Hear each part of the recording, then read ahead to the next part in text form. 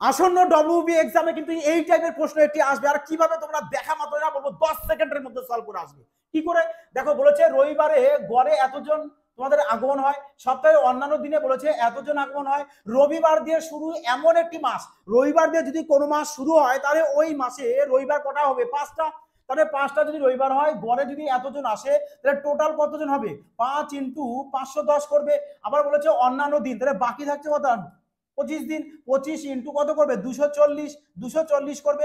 এবার তুমি কি করো না, এদেরকে ইন্ডিভিজুয়ালি গড় বের করে নাও। যেহেতু এক মাস 30 দিনে, তো 30 দিয়ে ডিভাইড করবে। তোমরা এখানে 30 দিয়ে ডিভাইড করে দাও না, তাহলে টোটাল কত চলে আসছে দেখো, এখানে 8 চলে আসবে। একে কাটো, 17 চলে আসছে। তো 5 17 চলে আসবে 85, আর 8 25 চলে আসছে 200। ব্যাস, তাহলে টোটাল গড় কত হয়েছে? টোটাল গড় হচ্ছে 285, মানে 285। আর 285 দেখো অপশন বি চলে আসবে, কারেক্ট আনসার। ব্যাস, এভাবেই দেখা মাত্র এইটার বসে সলভ করা। লজিক ভালো লাগলে অবশ্যই ভিডিও কমেন্ট, লাইক এবং শেয়ার করতে ভুলো না।